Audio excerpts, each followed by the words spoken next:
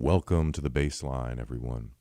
Paul Franks is an operating engineer, master mechanic, and crane operator. He has a degree in nuclear hazardous waste removal and biological contaminated waste disposal. He has served as a contractor for the Department of Energy, and he brings an incredible life experience and a wide range of research to the table. It is my honor to welcome to the Bassline the remarkable Paul Franks. How are you today, Paul? Thanks for joining us. Oh, Paul's not on the line yet. Not sure why, but hopefully we'll have him on in a second. In the meantime, let's announce a few things, and we'll get into this really fascinating discussion. I guarantee you we have a really fascinating guest today, and we're going to venture into new territory or further into some pretty fascinating territory. And Paul has some pretty startling things to say. But in the meantime, I want to announce, first of all, we have the July 27th Jam coming up. It is the 528 Frequency Jam, once again at Rock Mill Fitness. Please save that date. Please plan on joining us. Tell some friends. Help us spread the word. We've been having some really fun jams. We have African percussion. I'm playing lead electric bass. We have Kevin Nathaniel, a guest on this program, who is a master mbira player.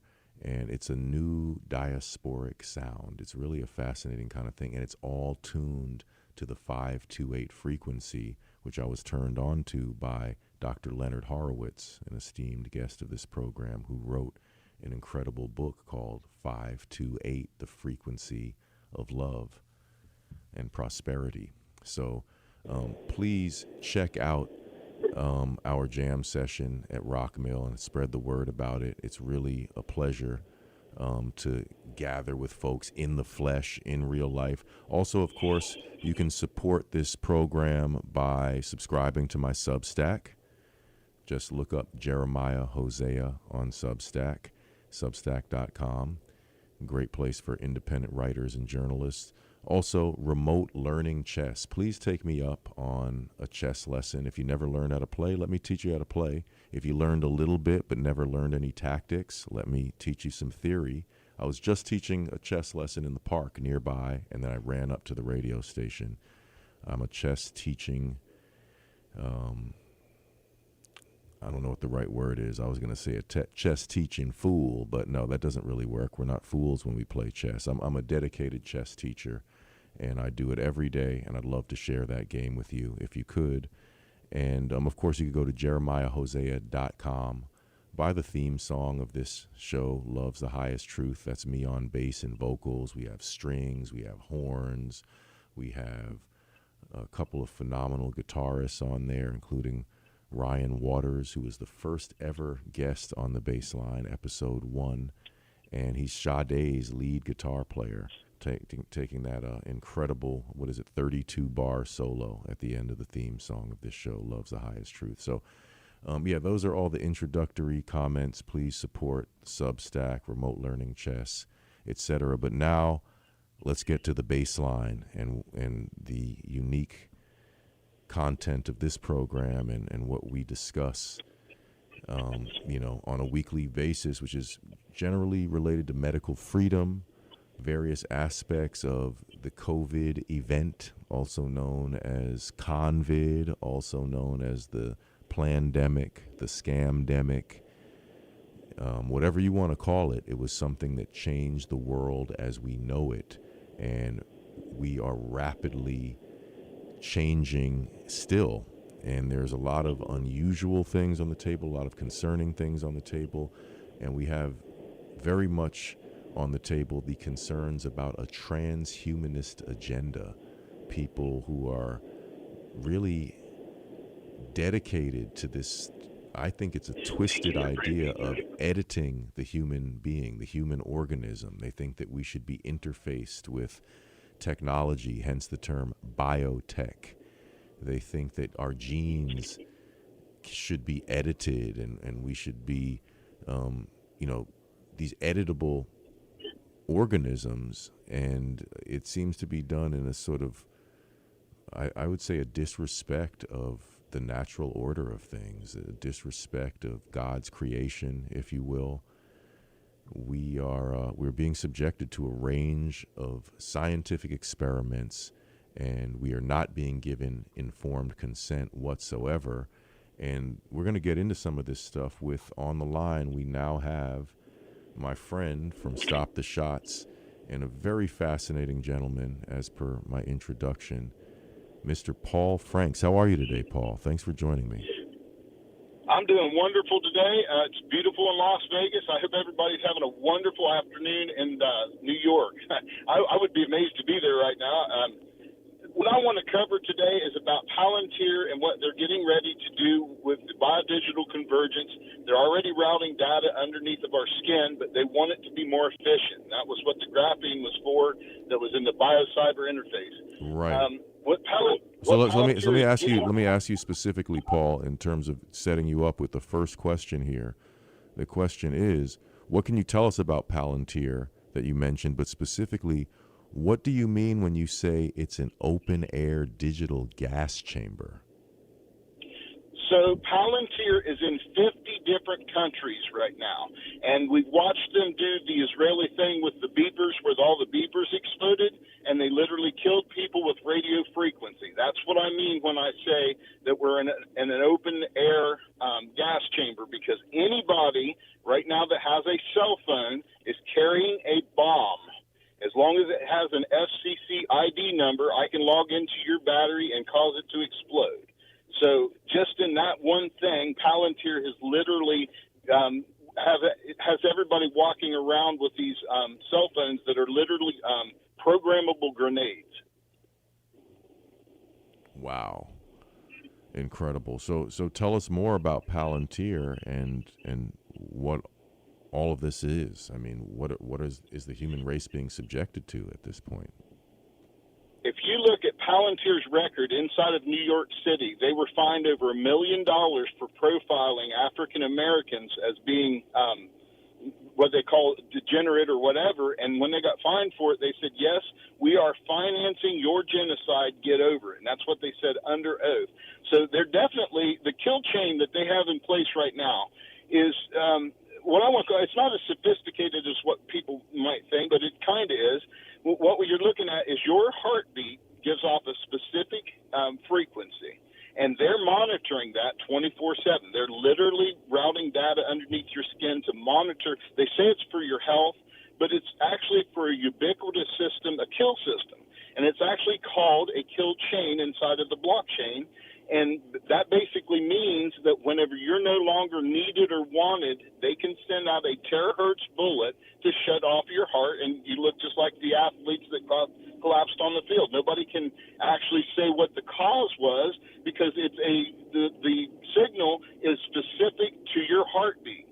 So it's not like the doctor can say, oh, this is the reason why they had a heart attack. Your heart just simply stops beating. So there's nobody, you know, you can't really sue AI when AI kills somebody. There's no lawfare that you're going to find that's going to remedy the actual causations that they've already implemented against the human race. And it's going to get worse, because they're using the AI to hunt the dissenters, the people that didn't comply in the first place. That's the new. That's where they scraped all the data together, and now they've put together what I call round 2 is going to be for the people that did not vaccinate. You're going to show up positive because you don't have the graphene in your system, and then they're just going to plug in whatever disease they want to say that you have because you don't have the graphene in your system. And that makes you guilty by not doing what you were supposed to do is going to make you guilty, and they're going to say you're contaminated. They're going to lock you into 3 different separate, what I want to call concentration camp entities. One's going to be red, one's going to be blue, and one's going to be green. They're looking at the red as you're not going to be able to be rehabilitated. You'll be killed. The blue is just useful idiots. They complied. They did whatever they were supposed to do. The green ones are actually the test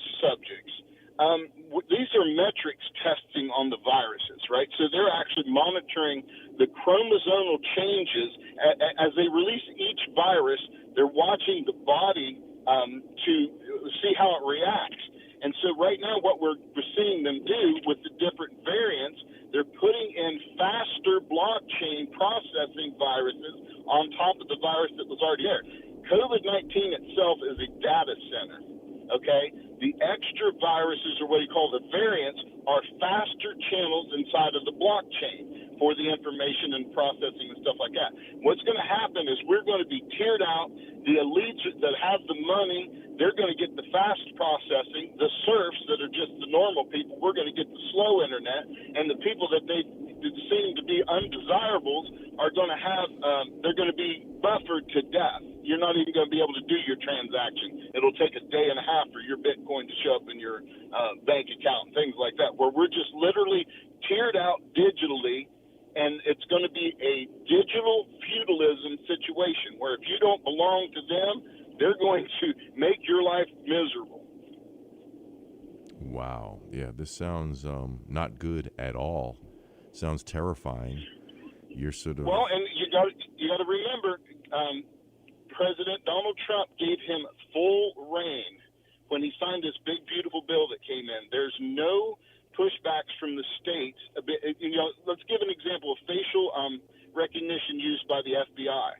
Now they can do that countrywide without even telling you that they, put you in a database or whatever. And the problem is, once you're in that database, how would you possibly get out of it? If they put you on a terrorist watch list for some unknown reason, they make mistaken you for somebody else or whatever, and they put you on that list, how would you go about getting off the terrorist watch list? Right. Great question. So let's segue for a second into the plight of our brothers and sisters to the north, Canada. What do you mean when you say that Canada has been turned into or used as a crash test dummy? What was going on in Canada? So the standardizations, the actual how much we're going to put in the vials, how much we're going to, the standard of the actual end game is being played out through Canada. They're monitoring Canada as if it was the child that they've got in the womb, right? And as they vaccinate these people, they're finding out how far away that they can transmit their intra-body communications. So this is all metrics testing to find out, how much damage is done, or I want to call it damage, but how much attenuation of that person's genetic material that they can do. If they can attenuate you to the right point, they can use electronic frequencies to cause your own amino acids and peptides to grow these biosignals or biosensors that are inside your body. Everybody keeps saying nanobots and things like that, but they're actually made out of your own DNA. So it's kind of a misnomer when you call it a nanobot, because it is nanotechnology, but it's made out of your own DNA. So it's not actually a bot. It would be a human hybrid, augmented human at that point. Wow, that's terrifying. So maybe we can now make reference to some of the patents.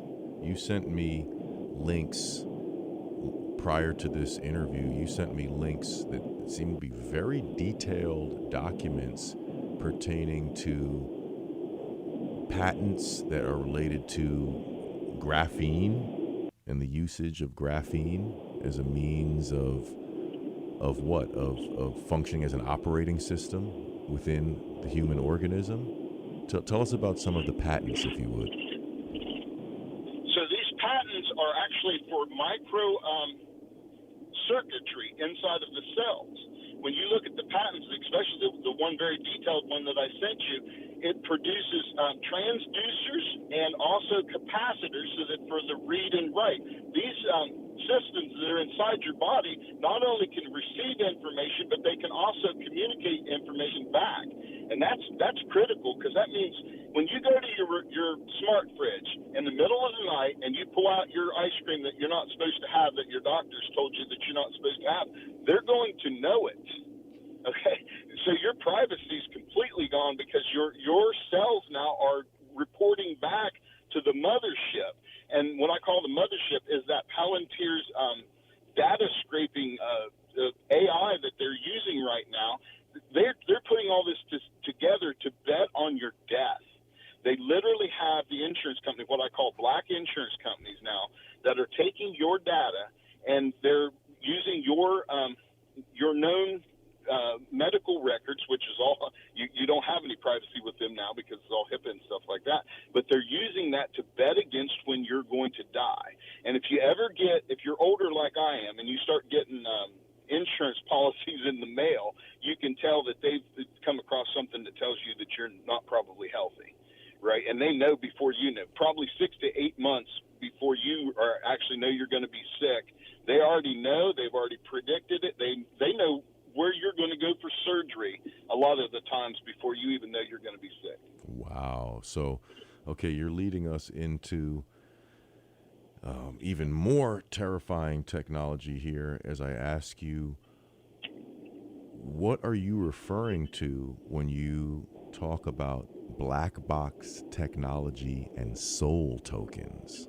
What's going on with black box technology and soul tokens? This gets really wild. When you talk to the engineers that actually work with the black box technology, they'll tell you nobody knows how it works. Now, these are the guys that actually designed the systems, built the software, put it all together, and stuff like that, and they still don't quite know how it works. My theory, and it's my own theory, it's my personal theory, is that they're using a reverse cuneiform language. They basically put it through a mirror, and they're using the original language of God, the original symbols of God, and they've made this technology work. You can call it magic if you want, but basically it's the things that we can't see, like the colors that we see. Like we see a green, there's actually a negative green. It's like a white noise, but they can read and write inside of that, and you can't even really tell them. You can't tell that they're communicating because we can't see it and we can't read it on our spectrums and stuff like that. So if you think about it like this, you have a radio signal, and you can tune that radio to several different stations, but the radio itself only can receive, right? It doesn't send the signal out. And that's the way we used to be until they started this graphene and technology and stuff. Now we can read and write. We're a node on the computer, and I feel like personally they're building a human Stargate. They put the circuits inside of the human beings, and then the human beings will get all together, and then I believe they will actually create a Stargate, a version of being able to look multidimensionally. We'll be able to see other people's futures or multiple futures for a person, things like that. They're doing it for a specific reason, but like I said, the circuits that they're building inside of people are transducers and capacitors. To me, I think they're going to eventually try to bridge the gap between the dimensions. Does that make sense? Wow. This is maybe more than we bargained for on this Friday afternoon. But heck, I guess it's better we know what's going on than not know. But wow, this is taking things to the next level, past the next level. So let's go a little bit further yet. The soul tokens or soul bonds are actually tied to what I want to call the microtubules inside of your cells. That's where your actual soul resides. And those microtubules, they're actually reproducing them synthetically and building a physical version of your digital twin. This gets really complicated, but that means that they can read and write and transmit in other dimensions. Wow. Yeah, it's interesting as far as the dimensions go because, you know, a lot of people really don't understand when we say three-dimensional, the three dimensions are north, east, and upwards. And I've even heard some people misspeak recently where they say, oh, four-dimensional chess. Chess is four-dimensional, just like reality. Yes. North, east, upwards, and the fourth dimension is, drum roll please, time. We exist in time. But then you get into theoretical physics where they're talking about this idea we might live, and I don't know how many dimensions we're up to, frankly, because I read a book by Michio Kaku over 10 years ago by now, and that book was talking about the idea that we possibly live in a 12-dimensional reality unbeknownst to us. So I can tell you the first 4 dimensions are north, east, upwards, and time. But wow, I don't know what to say about dimensions 5 through 12 and whatever we might have past that at this point, because like I said, that book I read over 10 years ago. But wow, this is a lot that you're dropping on us. And, this is quite a divide. I got into this subject in my second to last Substack, which I'd love everyone to check out, called Truth for Truth's Sake. And there is a divide in the medical freedom movement where you have people saying there's no graphene in the shots, they're not injectable operating systems, that's just utter rubbish, we shouldn't go there, you're scaring people away, the shots are a failed medical product that are harming people, let's just stick to what we know, the shots were given, the shots are harming people, that's what we need to communicate with people. And there are other people who, on the other side of the fence, are extremely adamant, no, we have been brought into this new network of, and they've been talking about it for years, frankly, the Internet of Bodies. So, you're saying we're deep in the game here. That is what has occurred. They have installed operating systems into people, and I guess if you could, let's go back and if you could clarify as well as you can what you mean when you refer to us now being the part of a blockchain. Because I must confess, I've heard about blockchain as it pertains to cryptocurrency, and I never really wrapped my head around what that is very well, not to the extent that I could describe it or define it well for another person. I've just heard of blockchain. So what do you mean by we're blockchain now? Do you know what the game Roblox is for kids? I can't really say that I do. Okay, well, we're an adult version of that game, but it's literally happening. They're digitizing every single molecule of the Earth. They have what I want to call a virtual Earth right now. And what happens is, while you're in that, your microtubules, your soul is being bought and sold and traded on the stock market. Your heartbeat finishes the blockchain currency exchange, because that is proof of life. That's something that they can't mimic it. Your heartbeat happens, right? And it happens because God says that you're allowed to have a heartbeat. And because that's such a unique thing, that is what they're using for their cryptocurrency, especially for the cybersecurity, for the great big, for like missile security defense and stuff like that, right?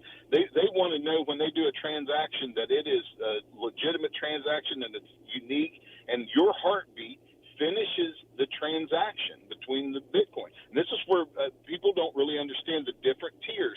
When I talk about the different tiers of Omicron, Delta, and Beta, and all these different viruses that they put out, those are different speeds of crypto processing inside of this database that we're talking about.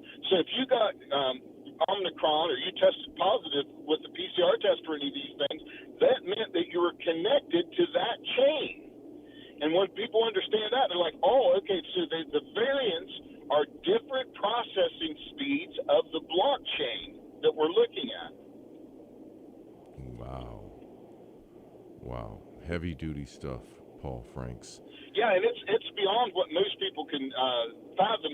And to be honest with you, the guys that I'm working with, Ryan South, Sabrina Wallace, Rhonda 911, non-vaxxer 420, these people have been doing this a lot longer than I have, but I was able to kind of put them together like almost like a team leader, where I would share one to the other, and then they got to know each other, right?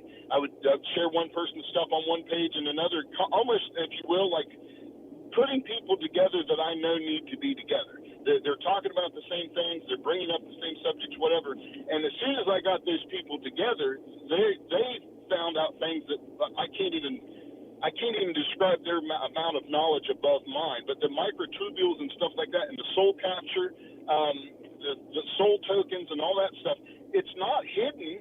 But most people just cannot understand how they can connect your soul to blockchain. But they did it.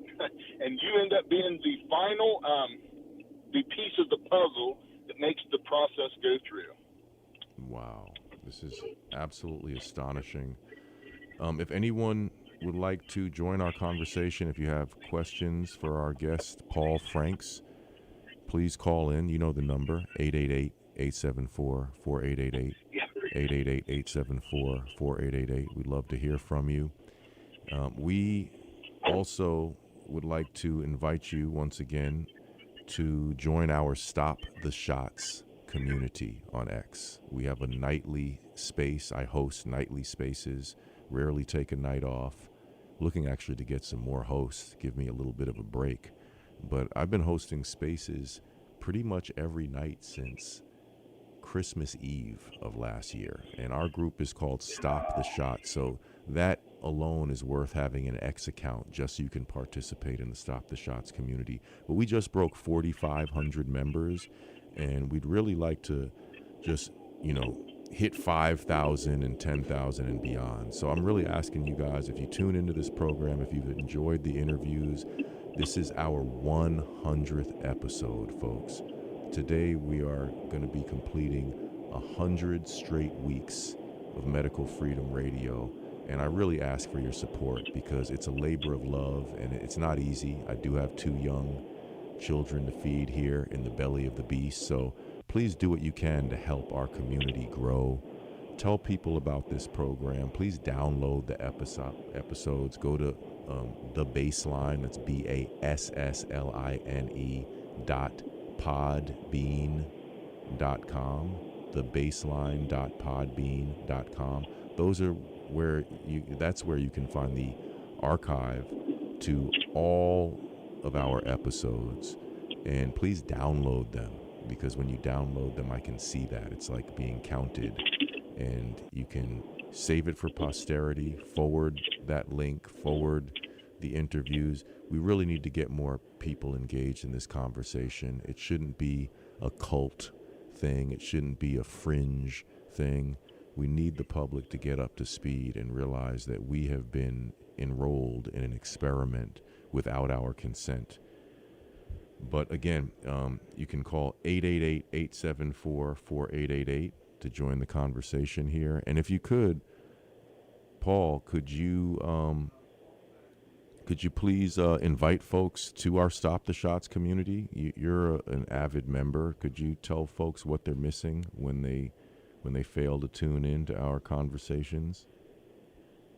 Oh, it's amazing. We cover every kind of issue, from the emotional to the spiritual to the, everything you can imagine under the sun comes up through Stop the Shots. And there's even a little bit of what I want to call real-time family drama sometimes. Yeah, and right. It can be quite entertaining. It can be quite entertaining. Yeah, that's the way I look at it. Some people take it to heart too much, but it's really important that we're secure in ourselves. Sometimes people are going to be unfair, they're going to be impolite, and that's where knowing who you are comes into play, and not being rattled too easily, because there's going to be some bumps in the road, and there's also going to be agent provocateurs, unfortunately. So we have to be ready for all. Can we talk about this just a little bit? Yeah. They have been getting really, really. They're trying harder. They made a video about brush fire hurricane. I don't know if you've seen it or not, but they were made this whole AI video about him and stuff like that, and it was actually really good. They were trying to disparage him, but in the context of trying to disparage him, they were making him into a hero. And they didn't realize what they were doing, of course, but I commented on it later. I was like, hey, man, this dude's a hero.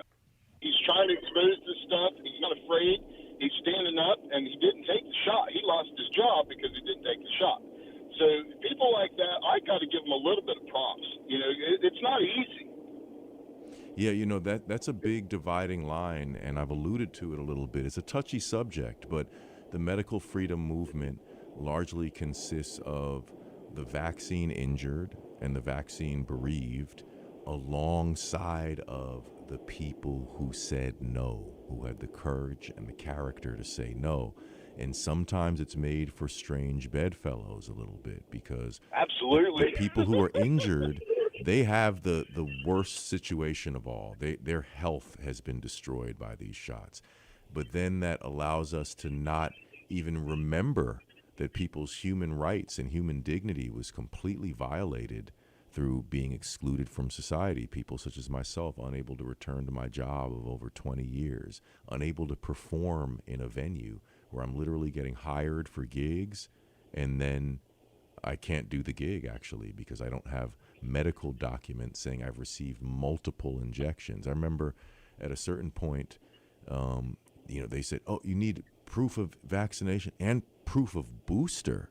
So, wow, we're getting into a whole new lifestyle here. What started out as an injection has become a new lifestyle. So, do we have Lamont on the line? Yes.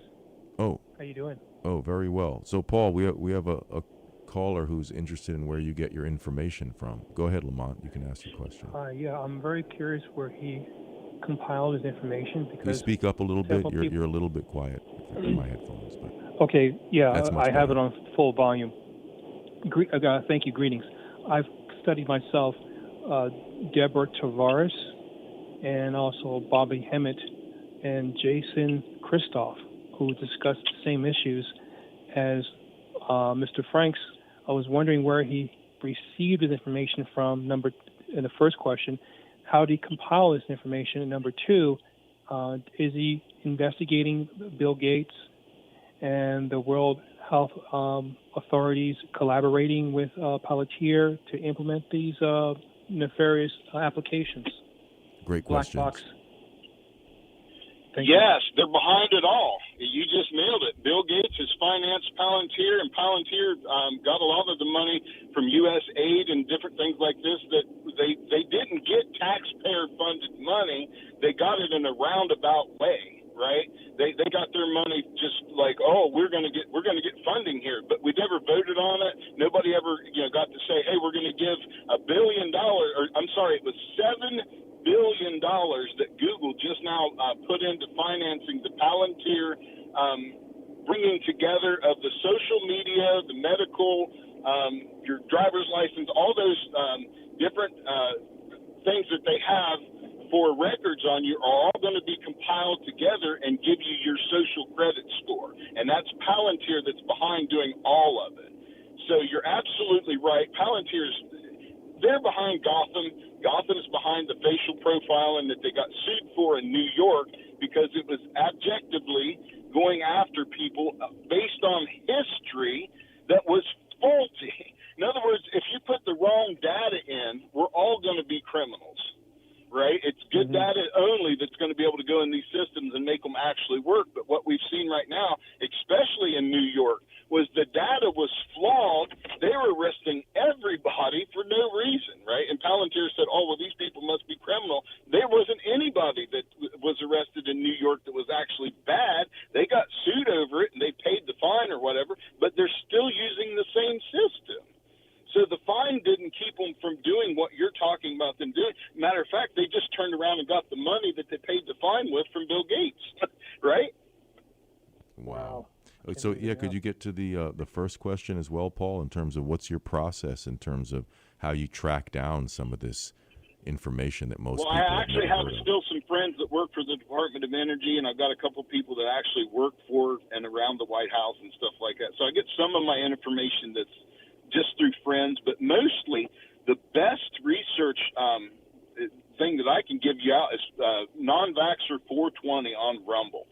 He's got about 6 years of researching this, and he's got everything from the very beginning when they were first setting it up and how it was going to go down and everything like that. He's been talking about this for forever, and then him and Sabrina Wallace got, like I said, I was sharing stuff between the two of them.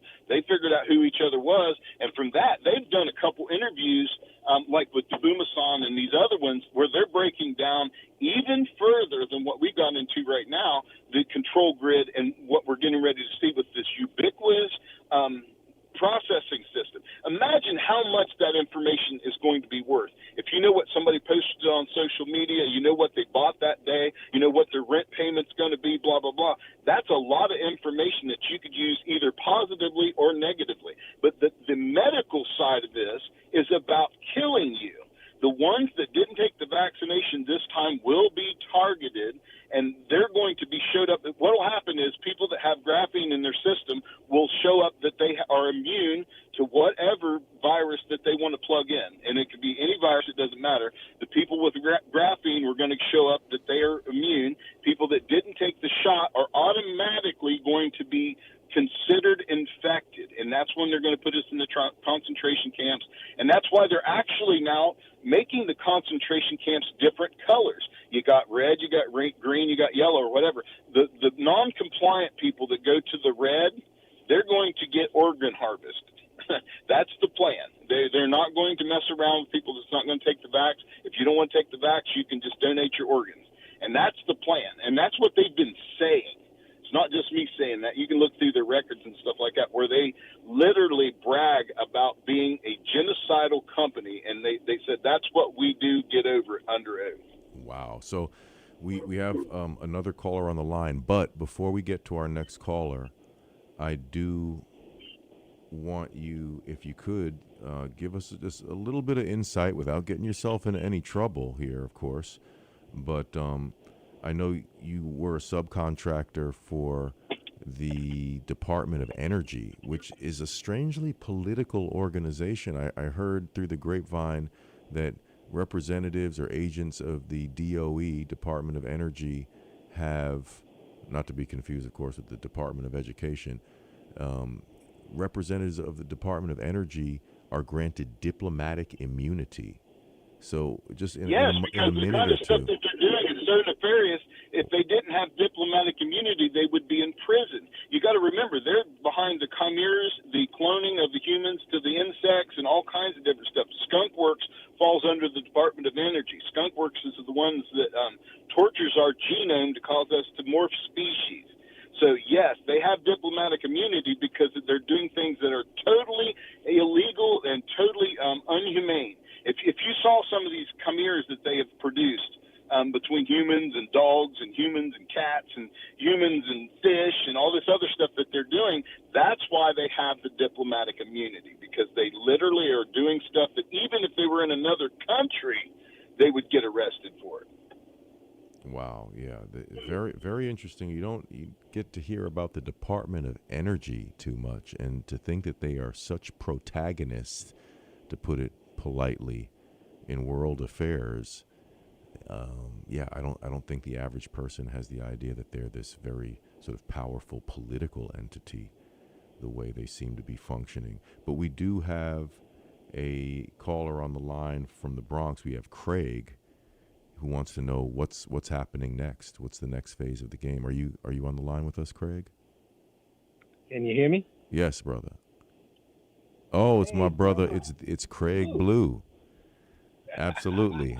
That's the Craig we're talking about, former guest of the Bassline, the only man who's ever co-hosted this program with me, good friend of mine, also percussionist at the 528 Frequency Jams. But yeah, always great to hear from my brother Craig Blue. Go ahead with your question, please, brother. First of all, thank you, Jeremiah, and I want to know your guest's name.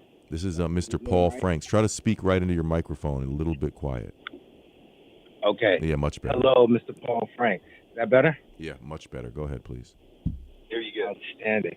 Mr. Franks, I mean, absolutely amazing information and research and dots connected.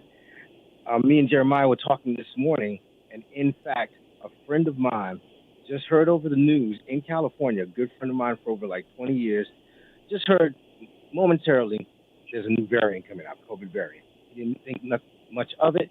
He let it go. The next day, his company sent him to pick up 4 pallets and deliver it to a convalescent home of Honeywell respiratory masks. That even the convalescent home was like, we don't need this new mask. Why are they sending this new mask? Are things like that going on that the average citizen does not know? Preparation for the next wave? as you've been researching? Absolutely. You just nailed it. Every time they make a move, it's about market share. If you look, when you say there's going to be a new variant, if you look at the companies that are getting ready for it, previously, they have knowledge of it. That means that they know that that particular strain is going to be released. And remember, this is about how fast you can get your blockchain processed. All of these different viruses are being metrics tested for how fast you can process your blockchain. Wow. This literally happened yesterday.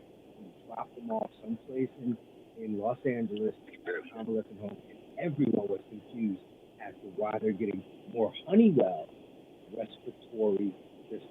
You got a little quiet again there, Blue. Talk right into the mic. Yeah, there you go. This just literally happened yesterday, and I figured that more things, as me and Jeremiah was talking about earlier today, that more things are happening that people don't know about. Because 4 of his friends in the last 4 years, 4 of his friends that he's known for 40 years, all took the vaccination, and they all have died. Heart attacks, prostate cancer, something that's happened to them where they are now gone. And we believe that, the operating system is going to be turned on. You're absolutely right. I don't have anything wrong to say about what you just said. It is going to be turned on, and when the grid goes down, that's when you know that they're getting ready to hook this whole system to CERN. This is about an update of the magnetic resonant database, and that basically is, mapping you down to your very last soul, your last cell. And so they needed an upgrade. What they did for us, the upgrade, is the data center COVID-19. They used your nervous system as the antenna. Mm-hmm. They're routing data through your body without your consent. Wow. So pretty much everything is connected, from your ATM card, your Apple Pay, your Google Pay, your Instagram, your Facebook, your WhatsApp, all to collect data, all to get inside of you, all for this. And once again, who's in office? The Republicans. Let's get ready for some devastating events. Yeah, that's a pattern that we've noticed, and I credit my brother Craig Thank Blue. You. Yeah, thank you, Brother Blue. Appreciate you calling in.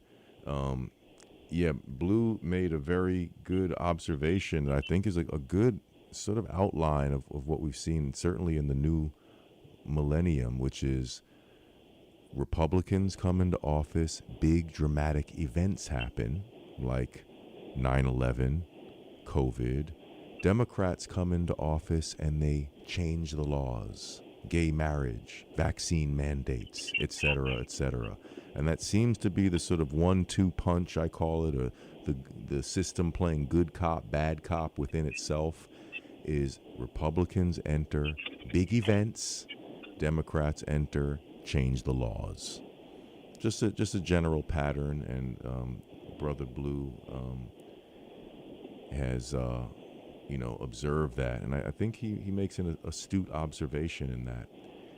So we do have 10 minutes left on the program here. If you'd like to call in to talk to my guest Paul Franks, the number, of course, is 888-874-4888, 888-874-4888.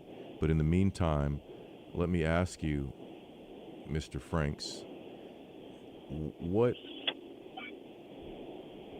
what can the average citizen start doing to just become more aware? Can you provide us with some resources? Can you give us a few things to look up here? What are a couple things that we can start looking up to start getting our bearings about this science fiction scenario? Non-vaxxer 420 is the very first place I'd start, because he has laid it out for years. If you start with his very first video, he starts talking about how Canada is going to be used for the standardization. And that's really, really important, because if they didn't have a country to use for standardization, it would be just complete chaos, right? One person would get attenuated at this signal, and another person would get attenuated at a different signal. And then when they tried to propagate the information through, it wouldn't work, right? So this is huge, and it's really important to understand why Canada was chose. if they can get Canada to acquiesce to this type of system, that means that they've got a stronghold right above America. It's very strategic. They couldn't come into America and get everybody to do the same thing all at the same time. They tried, and there was a lot of people did do what they were supposed to do, but in Canada, almost 90% complied, and that lets you know why they're the crash test dummy. They actually went along with it. Justin Trudeau was all for mandatory mandates, all the whole 9 yards. So they have a puppet, if you will, inside of Canada now that is absolutely going to finish their job that Trudeau didn't get finished. And that's why I keep saying that they're the crash test dummy, because they are setting the standards for the IEEE to be able to route data through your underneath your skin. It's ubiquitous now too. In Canada, they can get almost a 99.9% recovery rate on their virus metrics that they want to know about. Like I said, they were monitoring the chromosomal changes. They had to do a respiratory infection to be able to monitor those chromosomes, but your lungs were literally sending that data back to the what do you want to call the medical health department or whatever, and then they use that same information along with your genetic data. So this is another thing. They're changing your human species. They're augmenting it and reading it in real time and finding out what the augmentations are actually doing. Wow. Yeah, all alarming, startling, scary, science fiction in nature. We do have our esteemed caller from Brooklyn, Kiki, on the line. She's asking about the new variant, although that was a comment from the previous caller. So I'm not sure if you would comment on that. But go ahead, Kiki. What's your question for Paul Franks? Yes, I'm having difficulty reaching you today, but I'll march on. Very succinctly, I want to know of your guest. He made a comment about the nanobots that people are saying are being injected are really our own DNA. Could he clarify that? How would they have our DNA to inject it in us? And when would it have been extracted, and when would it be put back in? If you, I didn't understand that remark.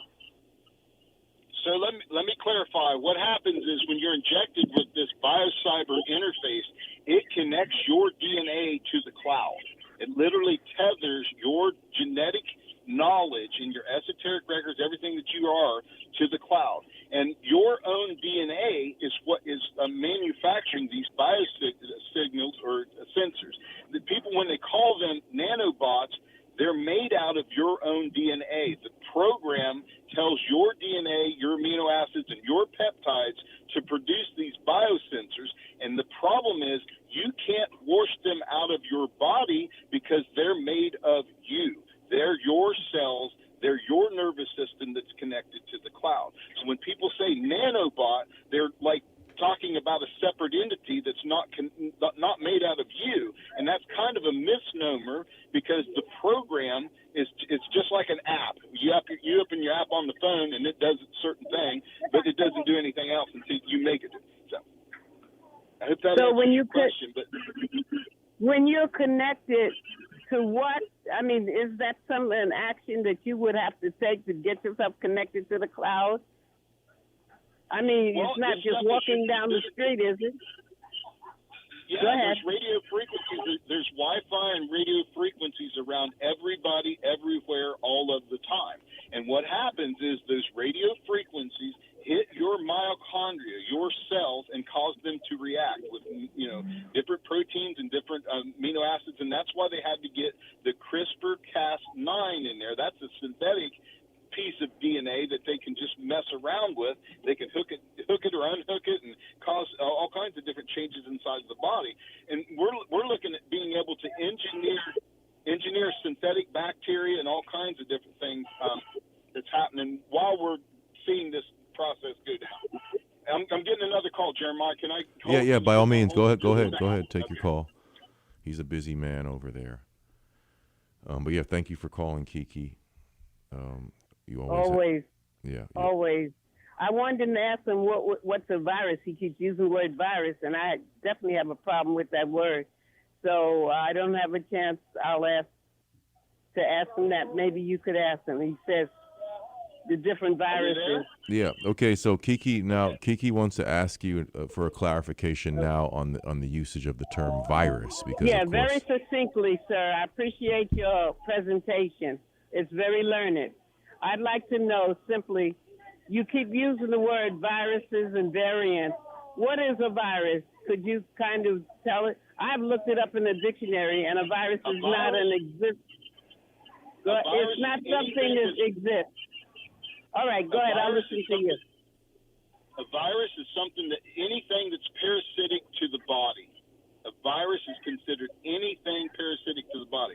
So these are synthetic viruses that they're programming into people. They're not natural.